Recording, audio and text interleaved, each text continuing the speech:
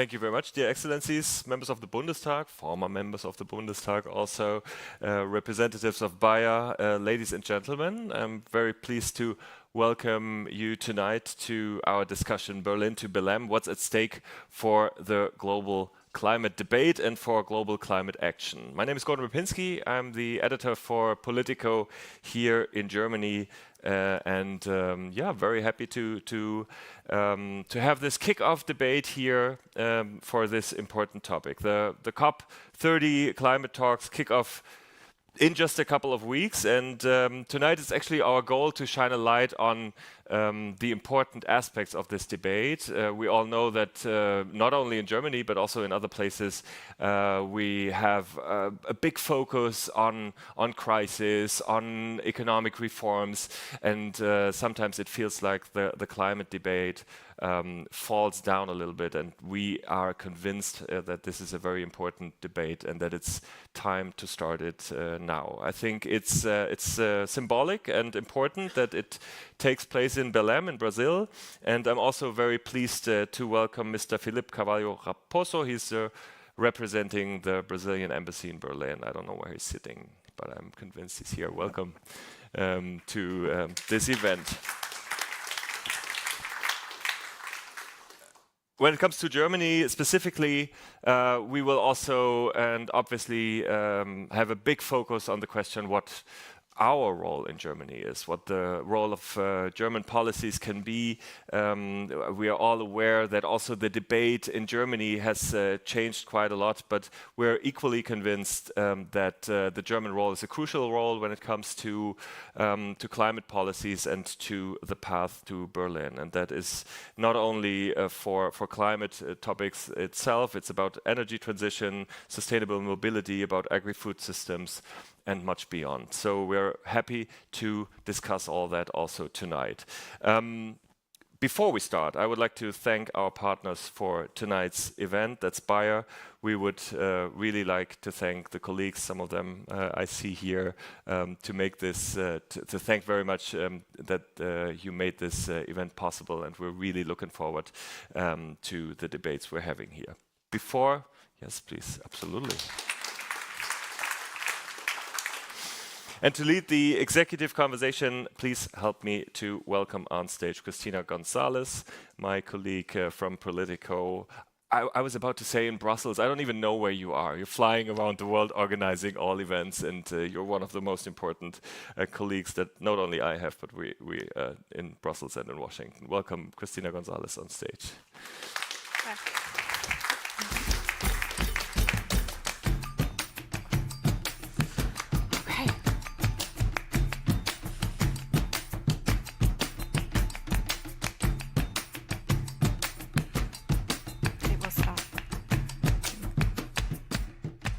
Great. Well, thank you so much, Gordon. I appreciate that introduction very much. As Gordon says, I'm Cristina Gonzalez.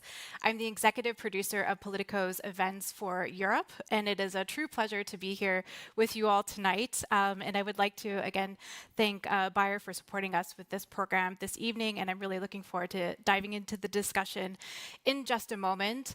As Gordon set out with this conversation, the climate concerns continue, and the geopolitical landscape continues to shift. And so what we're really looking to do tonight is to dive into what's at stake this year in COP in Brazil. And so in order to do that, I am very pleased to welcome Matthias Berninger, Bayer's Executive Vice President and Head of Public Affairs for Sustainability and Safety. Please help me welcome Matthias to the stage.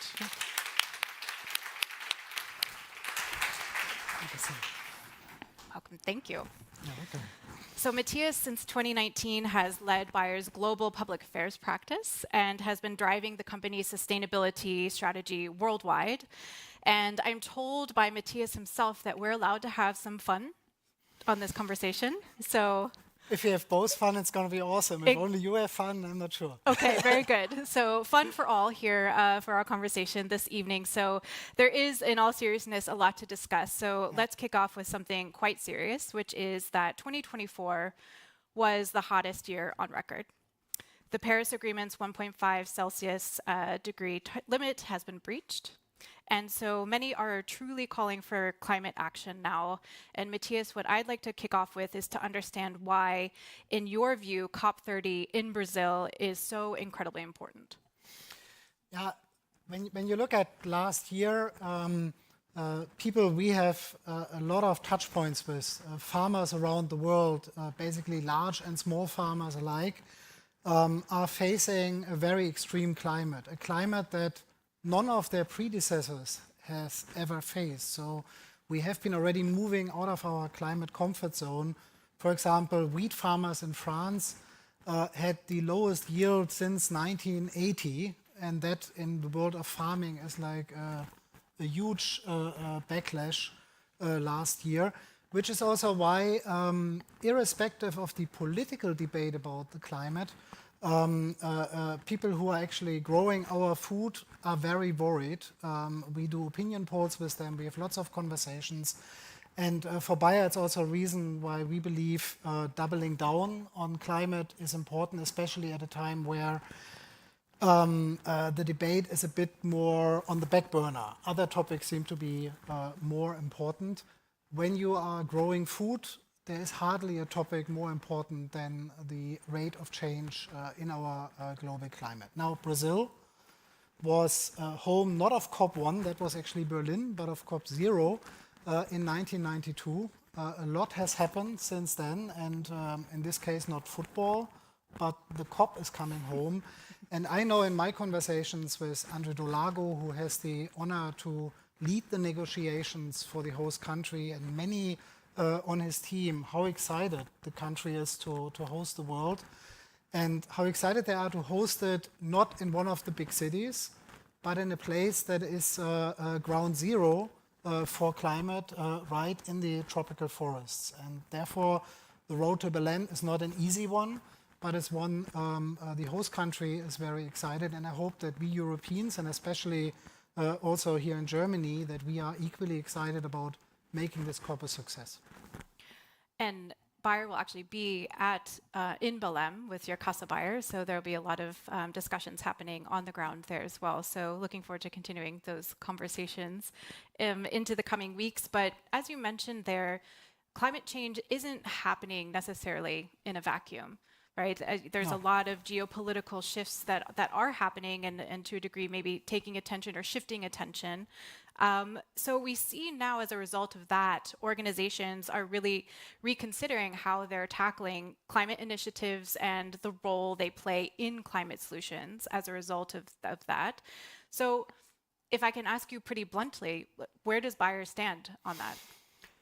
Yeah, I think that's a question that is being asked in many boardrooms at the moment. We had this conversation beginning of November, after the first November in the first Tuesday in November, which is election day in the United States. And the question was, are we still in or not?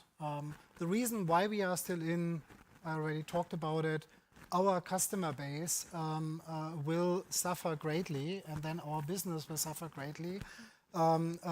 If we or many other companies moved away from a agenda designed to protect the climate. And what I see in companies, I see four types of reaction. So some are basically looking at the climate debate, and it's now a headwind debate, and they're just turning around and are completely in the opposite side. When you are cycling with tailwinds is much better, and you can see some oil companies, many other companies now cycling in the opposite direction. The climate doesn't care, though, whether they cycle in one or the other direction. Then there is a group of companies that simply gives up. You see a lot of stagnation in that space. You're not making progress if you give up. The third group is a group that pushes the pause button. So they have a café au lait and a chocolate croissant. Many cyclists like to do that from time to time, and you don't see them out there. But Bayer is not the only company, but there's a very large group of companies who basically say, okay, we have a headwind situation. We need to work differently on the topic. We need to help each other, but we need to advance the climate agenda. And if you look back to Paris, Paris was possible because key industry players supported the climate agenda. And I think that is what is also necessary in Belém. You mentioned early on in your answer there the US elections in last November. So I will mention Donald Trump specifically in this case. So maybe just between us, we can forget them for a second. We don't need them. We need you. We love you, but just between us. Was there any pushback internally or from investors following the election of Donald Trump? And maybe more specifically for Bayer, how you're approaching sustainability targets in this new environment, especially now that we're seeing such pushback against ESG, for example, and all of these ambitions? Yeah, I think what's crucial also in the current environment, there is this nice English word of politics, and then there is the even nicer English word of policy. And in Germany, we really don't have this differentiation. What we all need to avoid is to get too entangled in the politics. I see the United States, it's one of the largest emitters in the world. It's certainly the most powerful economy in the world. We need to work hard to get the United States, including President Trump, back into the fold. When you're a reinsurance company, you know how much you suffer from climate change. The agricultural sector, arguably very important as a political base for the President of the United States, very important. The security community also seeing that problem, very important. We won't solve the global problem by finger pointing, which is why we talk to key stakeholders, whether they are willing or allowed to use the word climate change or not, about the ensuing problems, of which there are many in our area. Also in the health space, if you think about how extreme heat is affecting vulnerable communities, it's basically the same communities that were affected by COVID, plus young children are suffering from extreme heat. So once you talk about that, I think you move forward, and we just need to avoid the blunt politics as much as possible. At the same time, the United States is a very important, but not the only country in the world, and Bayer is operating globally. So we of course look at how other countries, electrification in China, for example, are driving a climate agenda. And when you look at the whole world, it looks very different. Investors, some of them have a croissant and take a pause and enjoy cafe latte or whatever investors enjoy. But many are continuing to invest. Okay. So the invisible hand of the market is still more green than we all would believe it is. On that potentially positive note, let's say, when we talk about ambitious targets, sometimes that can be a bit esoteric. And so I'd love for you to help me make it a bit more concrete. If you can give one or two, three, you mentioned 4 headwinds before. That was impressive. I can't count that far in terms of things to remember. But a few concrete examples of what Bayer is doing when it comes to tackling climate change. It's very difficult to go to a business meeting or to go to a board of management and talk about temperature and what you do to reduce temperatures. Because frankly speaking, companies, but also governments don't really have a thermostat for the globe. We really don't know how the temperature will react. We know that weather is getting angrier and angrier, but that's something we can't control. What we can control is our emissions. And we know, by the way, since way before the first meeting in Rio, that we have to reduce our emissions. For me, staying in line with the Paris Agreement means 3 things. First of all, as a company, you need to grow carbon neutral. Unfortunately, Bayer is able to tackle that at the moment. We would like to see more growth, but no matter how big the growth is, you have to grow carbon neutral. The second thing is you have to cut your emission in half every decade. And the decade we are talking about now, it's 2025. We are halfway through. So it's going to be quite a task to cut your emissions in half until 2030. We are on track to do that, mainly because we are fully betting on carbon neutral electricity, on renewable energy. We have contracted around the world, including our biggest contract in the United States, to build new capacities for renewable energy. It's the most competitive thing to do. The third thing is you will have remaining emissions, and those you have to offset, which means you need to have credible ways to take carbon that you can't avoid to blow into the atmosphere out of the atmosphere. If everybody did that, we would not talk about the 1.5 degree kind of limit to be broken through, but we would have a very different conversation. It's incredibly hard to do, but it's possible if you religiously follow those three things: grow carbon neutral, cut your emissions in half, find a credible way to offset the rest. That's the path we are on. It's working. It's going to be harder in the next decade, which is why we need a lot of cheap electricity. The goal of the German government should be to grow the electricity consumption. We should all agree on that. All of us should be able to enjoy access to cheap, green-produced electricity. But the first step is to grow the electricity consumption, like what happens in China in ways that some of us can't even imagine. The more access we have to green electrons, the easier it is. But then we have also a benefit. To decarbonize agriculture, we need to innovate in agriculture, which is products we want to sell. So that will be our business benefit, that we help other sectors to decarbonize as well. You know, doing hard things, they're hard for a reason, right? And oftentimes we need others to join in forces in order to help us achieve doing those difficult things, and to see to light some certain initiatives in order to drive meaningful change. So I've noticed that Bayer has recently created a sustainability council in this case as one element to help support and get outside partnership in order to see some of these things come to light. Can you share more details about what Sustainability Council is, how that works, how it supports Bayer in your efforts that you've just mentioned? And you've also brought new people onto that board as well. So if you can give us a sense of what the aim is there. Yeah, to stay in the cycling metaphor, some of you who watch Tour de France or other cycling races have heard about the sticky bottle, which is when you go up the hill and you go to your team car, you grab a bottle and you hold onto it for a bit longer, and the team car gives you a bit of a push to get easier up the hill. So certainly the Sustainability Council has helped us to get the necessary snacks and supplies to stay on course. That is something that was last year and the year before incredibly helpful. It was not an easy conversation. The other thing is it helps us to not turn into an NGO. People who work in sustainability are super passionate, but the council has been very clear that we also need to be unapologetic about making money.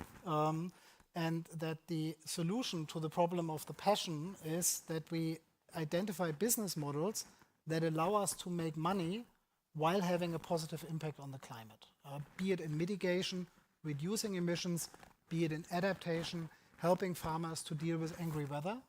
That is sort of the conversation we continuously have.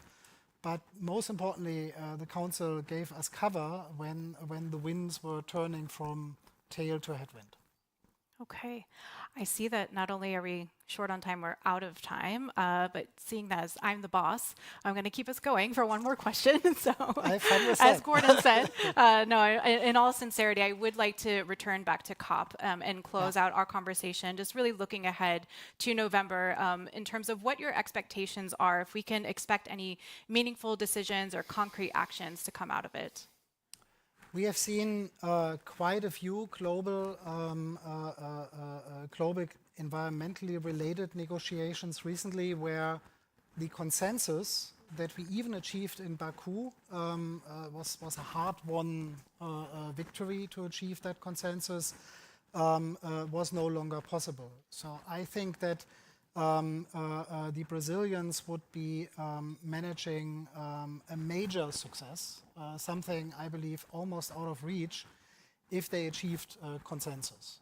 I'm not too optimistic about that, which is why I think in the COP process we need to go back to the ingredients that helped us to become more successful in climate negotiations, after an epic failure in Copenhagen. That was a COP where President Obama was the president. Everybody was super optimistic, but many countries said, no, we are not having it this way anymore, which is why the most important thing is that we get a significant commitment from countries and from the business community who are willing to make a difference.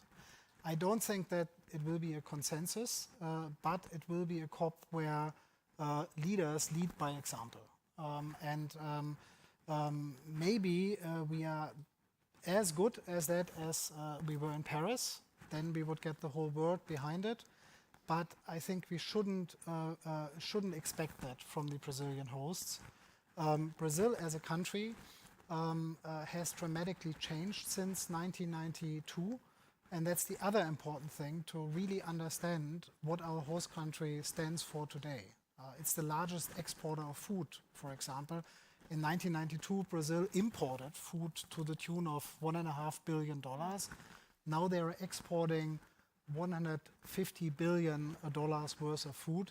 Can this COP help Brazil to stay a leader in that space without further encroaching on biodiversity, protecting the very rainforest where the COP is hosted? It's going to be a big topic. But for that, the world also needs to understand the kind of Brazil we are traveling to. A country that has been an incredible innovator on the one hand, is a leader globally in the climate debate, but is also a country where the success is one that needs to be good for the environment, but at the same time also needs to work for the business community there. And our job is it to bring one ingredient, and that is innovations that allow us to do both, to be economically successful, but turn around a trend where agriculture is a major contributor to climate change. That's what we want to do in partnership with the Brazilians and with many others, most importantly with hopefully many in the business community. So the keyword innovation. Innovation is one of the keywords, and the other keyword for me is try to avoid politics, focus on the policy. In this case, there hasn't been a single COP after which the emission load in the atmosphere wasn't higher than in the COP before. We need to turn this around, and I would say we need to somehow turn this around quickly, otherwise it will be even impossible for innovators to help farmers and others to adapt to the problems ensuing. Thank you so much, Matthias, You're for your welcome. insightful thoughts. I really appreciate it. I'm sure that the audience did too. And so please help me in thanking Matthias and Bayer for this discussion and making it possible today. I'm going to welcome, yes, thank you. Thank you. We're going to welcome Gordon Rapinski back to the stage just after we do a quick stage change, so stay with us. Thank you all so much.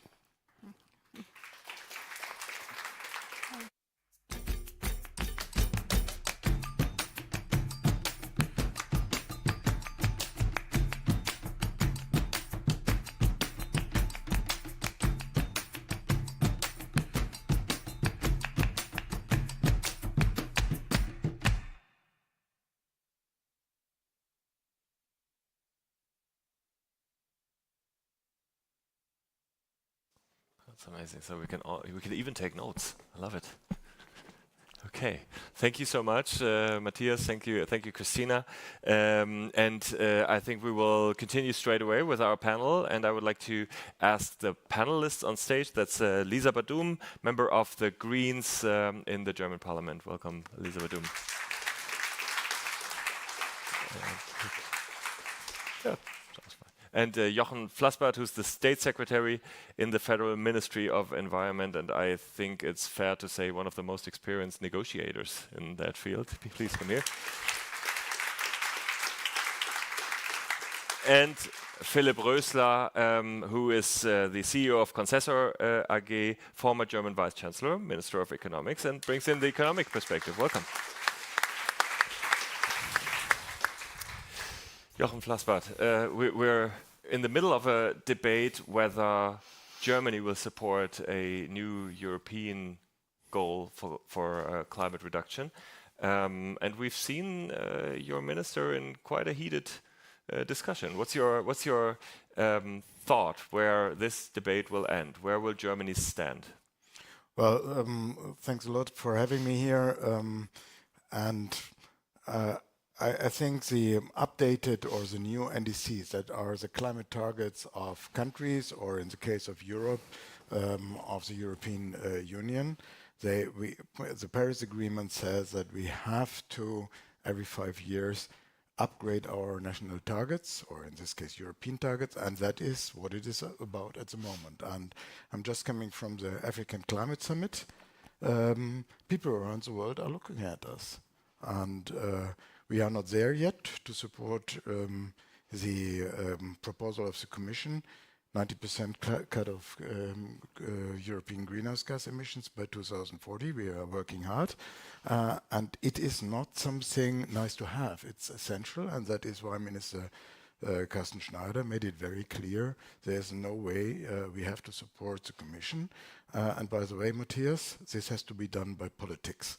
I agree on many things, but not that politics is something bad. And I hope Lisa and maybe also the former Vice Chancellor will agree. Without politics, engaged politics in a democracy, we will not reach it. Lisa Badum, I mean, you're now opposition. You for a couple of years, 3.5, you were with Robert Habeck representing the Vice Chancellor, representing the Minister for Climate. Are you disappointed where the debate is 4 years after that? After that started? First of all, good evening from my side, and thanks POLITICO for the invitation and that you are focusing on this topic, because it's 2 months before COP, and usually the media discussion is starting shortly before COP, and it's really important that we talk about this week, because it's a crucial week for the next COP. And Jochen Flassbart just mentioned it, but I would not really support his framing because the German government already supported the proposal of the Commission for to decrease 90% of the CO2 emissions till 2040.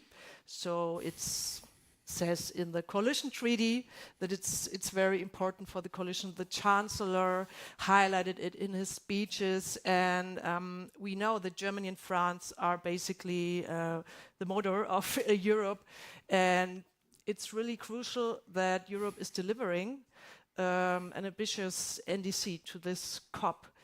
So this week everything could fall apart, and that's what I'm worried about, actually. And it's true that the Ministry for Environment and Climate, he's supporting the proposal, but he's really the only one. So the Chancellery is working against this proposal. There has been like kind of a deal with Macron to not support the European Commission, to not support Ursula von der Leyen from the CDU. And just to add one thing, and also we asked today the Ministry for Economic Affairs and Energy, because we were really interested as opposition what they would say, and they couldn't say out loud, we will support this target. But Lisa So Badum, I have to it's bring just it. one We have a minister. historic moment it's just now. One minister We supporting it. We have a historic moment now before I bring in Philipp Rösler. Jochen Flassbart can defend Friedrich Merz now. Well, but I also can be very foggy when it is time to be foggy. So, okay, be foggy, but comment on what Lisa Badum said, which was, you're the only one basically that fights for that goal.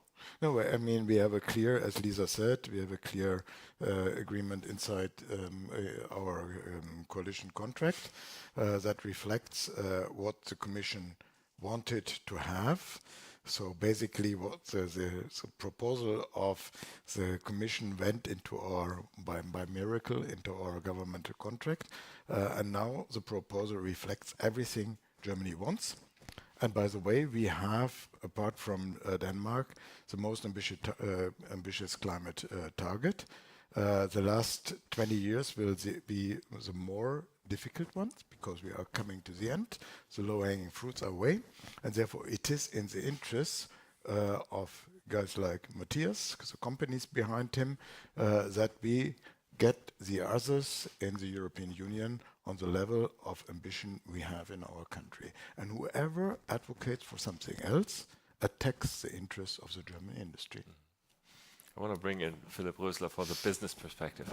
You know, I just came back today from the International Automobile Fair in Munich, where the debate is slightly different than here on stage. And I wonder how a former Vice Chancellor, head of the Liberal Party, and now businessman thinks about the goals that need to be achieved or maybe need to be reformed in a way, because that's the debate that's currently happening in Munich. I mean, the good news is that I'm not anymore an active politician, particularly not a party politician.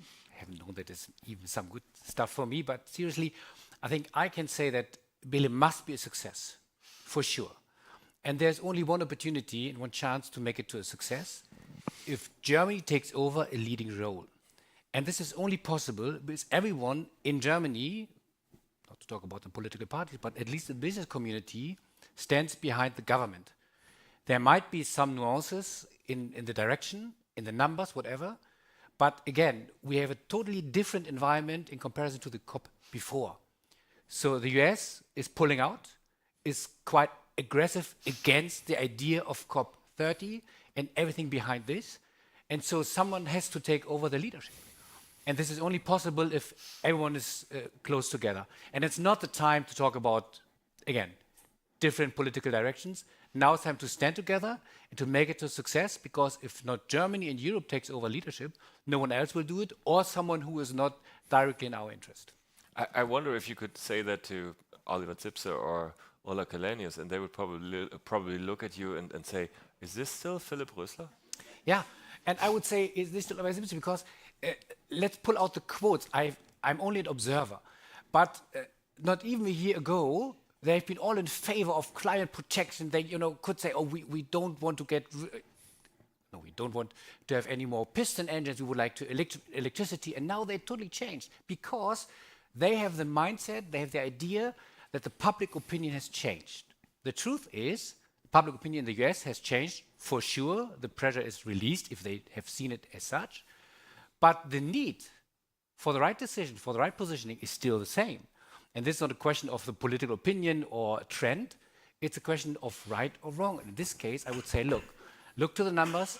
And again, you can only come to good climate, and you can see the negative consequences already across the world. I've seen it, and I can take them with me to see it.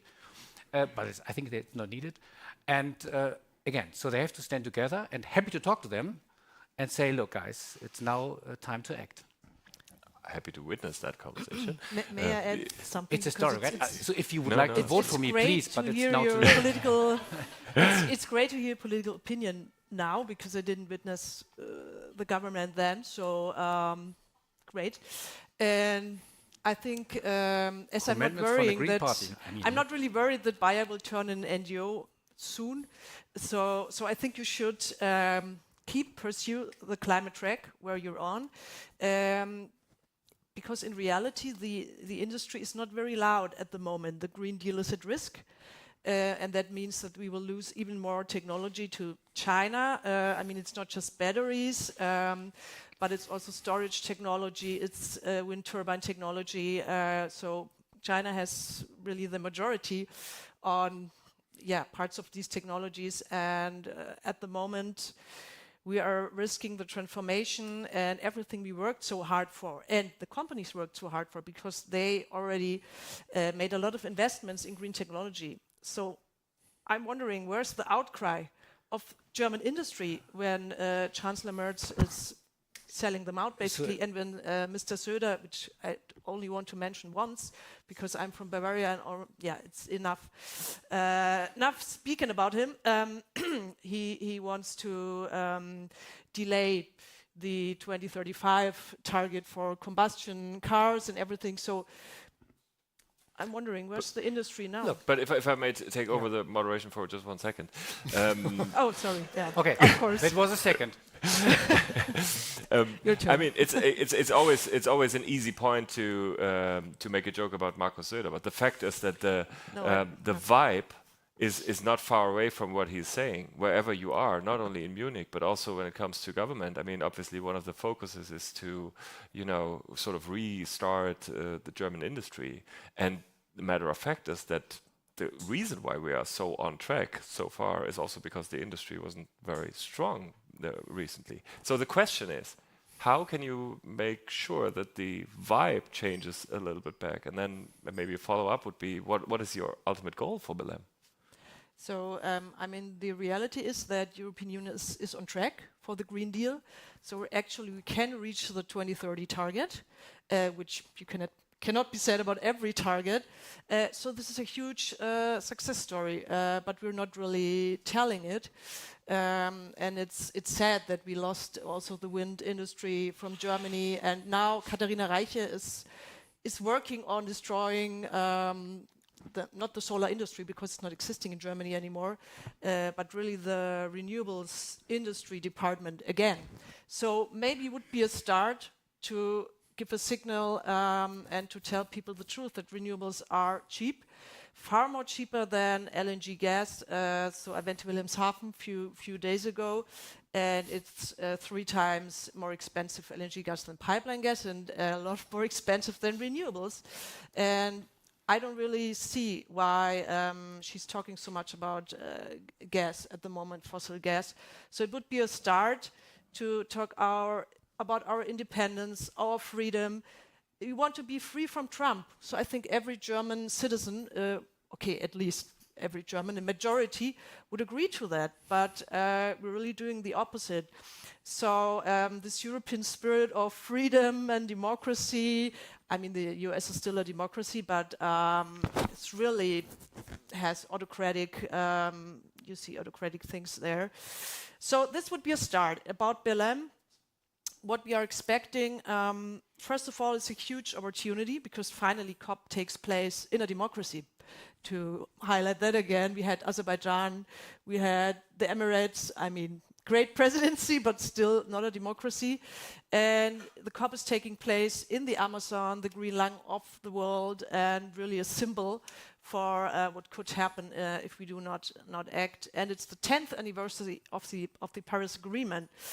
And the Brazilian presidency is really ambitious. They want a good outcome. And I think what we need to see is that states are really highlighting their NDCs with a phasing out fossil fuels, with a pathway how they will phasing out, because that's what we agreed on in Dubai, and we wanted to triple the renewables. So we need this to see in the national climate plans. Also, we need to have the thing of the climate finances. Jochen Flassbart is also an expert on this, but also on the complexity. And we agreed on having more climate finance in the next years for the global south, but we don't have a plan yet. And I think one start for us, because 1.3 trillion is not there in a month. Let's come to one the finance start in a for minute. Germany to end this would be if we would keep our promise in climate finance, but we're doing the opposite. So we are paying 1 billion euros less than we are supposed to pay. But let's do look at the opposite and then take the others with us. Let's look at Belém in total before we come more to the German role. Jochen Flassbart, there are people who would say, let's prevent a big, collapse of the whole system when we are in Belém, rather than setting high goals that possibly will not be achieved. What would be your approach towards Belém? Well, I'm wondering a little bit what the discussion is about, because actually this COP in Belém, from the topics that there are on the agenda there, is not completely complicated. We have to look at the NDCs, and many countries are on their way to deliver. As I said, I was in Ethiopia right now, Kenya, South Africa, all are on their way. And now Europe has to deliver. We have to see that there's a strong link between the EU decision on our NDC and what China is doing. We could make really something big out of it. I hope the EU Commission will do that. but the precondition for that is, of course, that we do have a reliable, as Philip said, NDC also for the EU. And the second point is that we have to bring the adaptation agenda forward. For most of, I mean, I've been for 3.5 years in development, and for most of our partner countries, adaptation to climate change is absolutely essential. And I think we should be able to deliver on that as well. And then there are other issues that are not on the agenda but that are floating around. The climate finance, as Lisa said, is one of them. I would say it would be a bit unfair to look from Baku to Belém and ask the old donor countries and the incoming donor countries like the Gulf states and China, what have you done during the last 12 months? I mean, whoever, and that is my outreach to our partner countries, very frankly, whoever wants to kill the COP in Belém, it's very easy to do. You don't have to have intellectual talent and also not rhetoric talent. You just look at the figures. Let's say, let's simply take UK halvening their ODA and US out. Germany not as bad with the figures as our partner countries, but also not increasing. I think we will deliver on what we promised, what Chancellor Merkel and later on Chancellor Scholz said, the 6 billion. So we might be the only ones to deliver. But the trend overall is going in a different direction because the world has changed. We are all suffering from the aggression from Putin against Ukraine. We have to increase our military expenditures. So things have changed, and it is easy to finger point at us. We are, in a way, easy victims.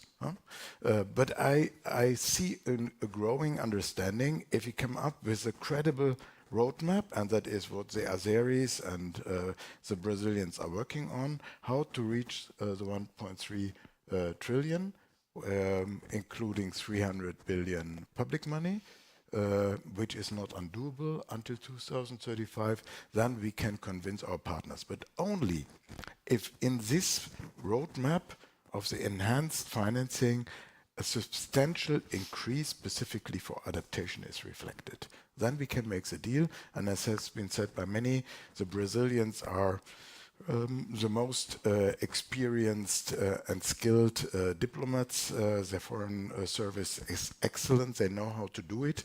They have an excellent incoming co-president with André Dolago. He knows everything, how to make the game. He was a negotiator himself.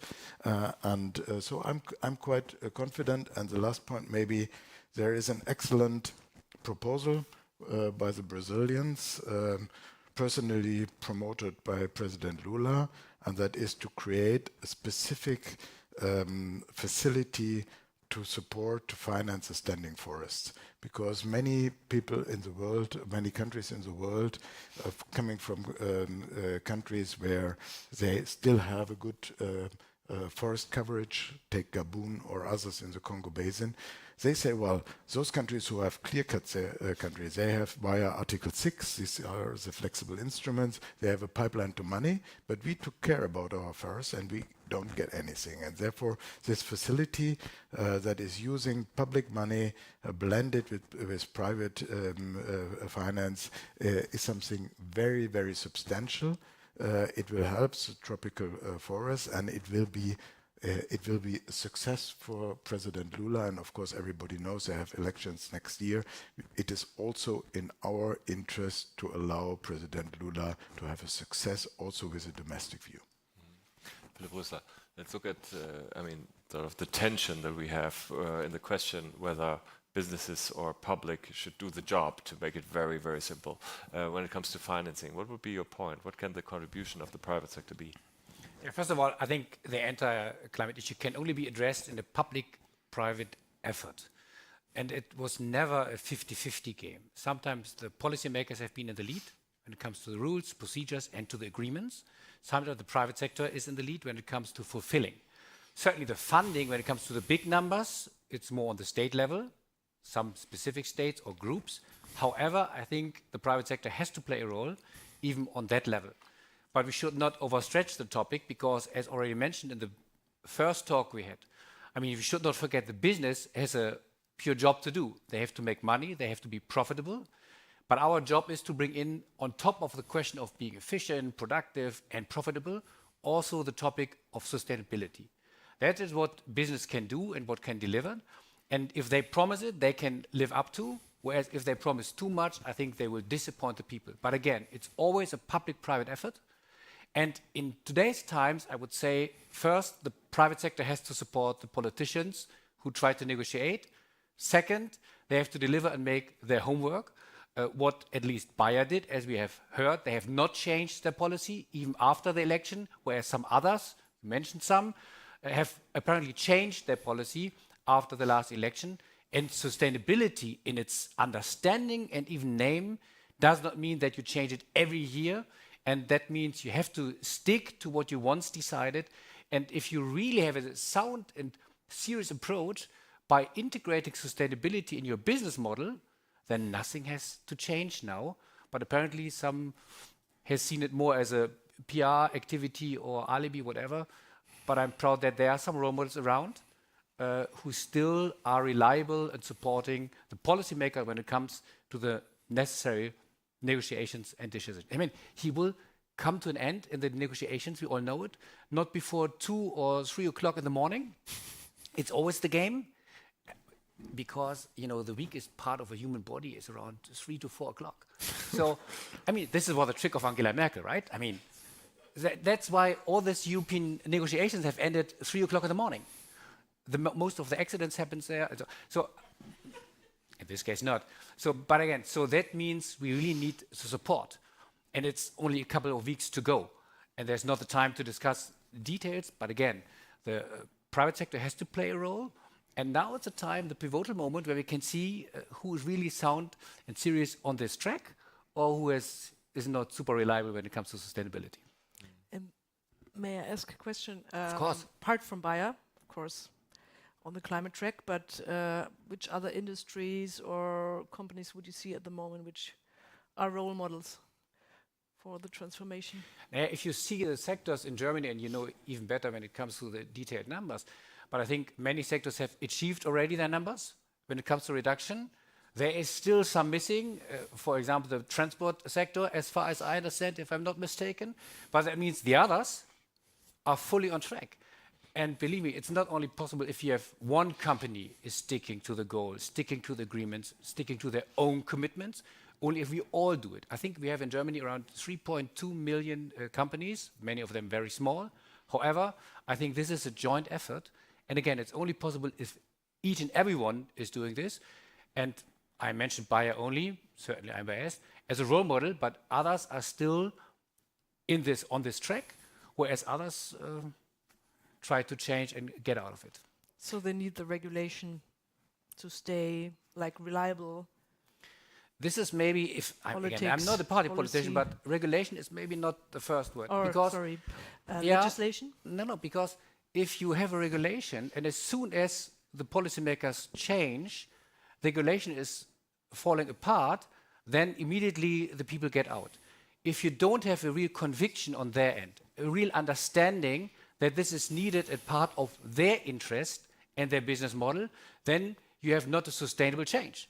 That means, look, if Bayer would have a regulation that you shouldn't integrate, and then Trump come into power and then say, oh, it's not needed anymore, it's something what we just can observe in the US, then they would get rid of. And many companies try to get rid of. So if you integrate it and you really have it seriously into your business model, then there is no need for any regulation. And even if the regulation will change, at least the political trend has changed, you still can stick on your track.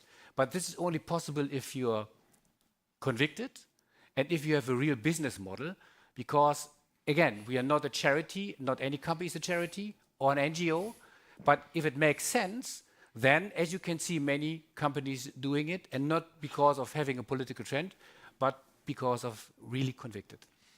I know Jochen Plasbart has an appointment after this panel, so we're going sort of in the final curve. But I would like to ask you before we finish this panel, when we think about climate protection, climate policy, all of us think about industry and car and traffic and all that first, but I mean it's a lot more than that. It's a lot. It's agriculture. It's health. It's digitalization. All these aspects you have to think holistically. What would you think? In which fields are we progressing in a way that is promising, and in what fields we are still lacking what we need to do? Well, I think the biggest success story is what is internationally called the Energiewende. After kindergarten, another German word enters the English language. Zeitenwende is also one. Yeah, but not as prominent as Energiewende, I would say. Bratwurst is also. And Angst. Yeah. And I think we made a good job in Germany. Some 10 years ago, I was on a panel of the New York Times in New York, and some of the experts there, scientists, were laughing about me that we want to be 100% go for 100% renewables. And one said, with the radiation of Alaska, ho ho ho. So we are doing it. And also the last one of the success stories or the positive developments of the last government. Some rare examples to pick, but one is that we made progress on the renewables. And if I may combine it, what Lisa and Philip discussed, I would say without a full involvement of the private sector, we will not reach our climate targets. At the end, the green economy has to be the new normal. And the best example for that, how to do this transformation in a very difficult environment, is South Africa. We supported South Africa to change their energy regulation and doing what we had done in Europe some 15, 20 years ago. So full non-discriminatory access to the grid. Whoever has a solar panel there or a windmill can now induce the electricity to the grid. And that overnight made every wind park, every solar park a business model. You don't need any public cent for that. And this regulation was done by Ramaphosa, although it is attacking the monopoly of Eskom, the energy provider, and the coal industry, and the ANC is very dependent on the coal workers. I'm a social democrat, I know what I'm talking about. And he brought it through the parliament 2 weeks prior to the elections. National elections. No one would have done it in our country, to be honest. And we need to applaud these leaders.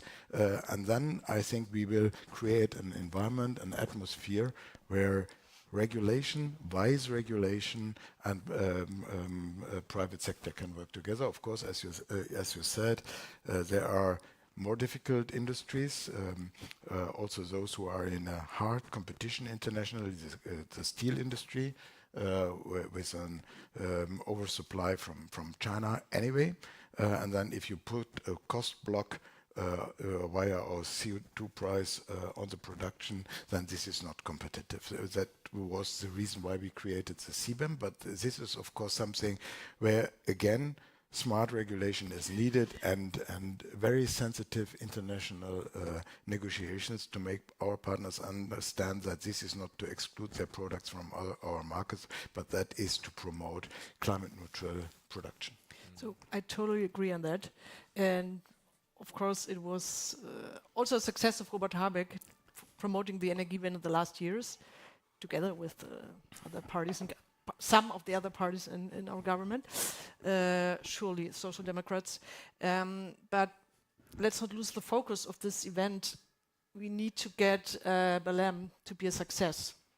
And we just talked about the key role of the European Union. It's always a coalition of European Union with Latin American states, vulnerable states, in Dubai also with the Emirates and other states. So they can reach a consensus in the end and can reach it against Russia and others who are trying to water it down. And this is all at risk this week.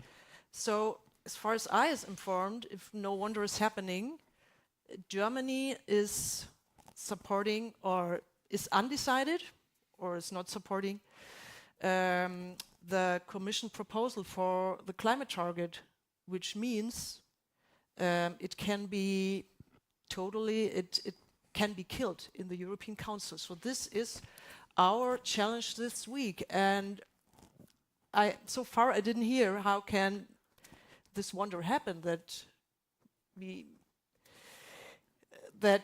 German government is not killing all we're talking about at the moment.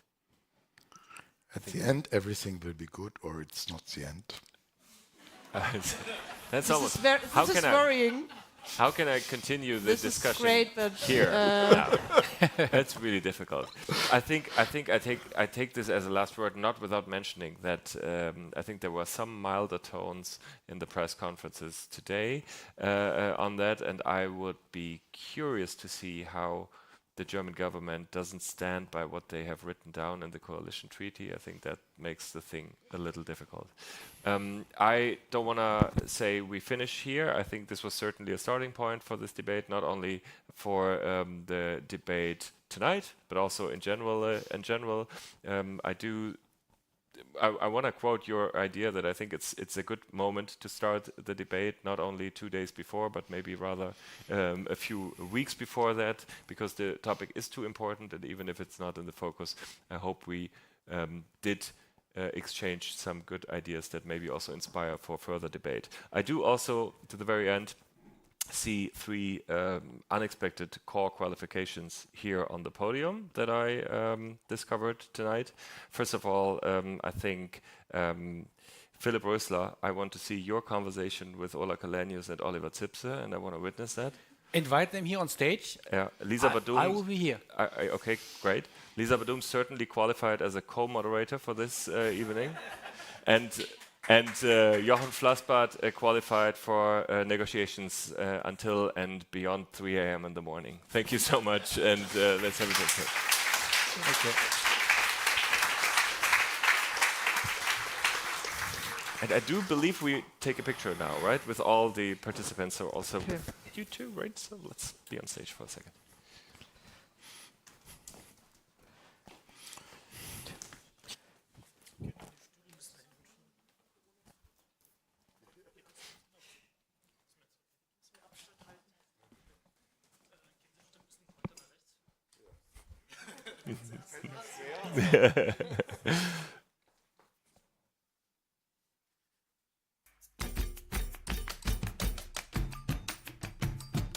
Okay. Thank you very much. That was the panel, and we do have some drinks. We do thank all participants. We thank Bayer for making it possible, and for you to be our audience. So let's continue now here.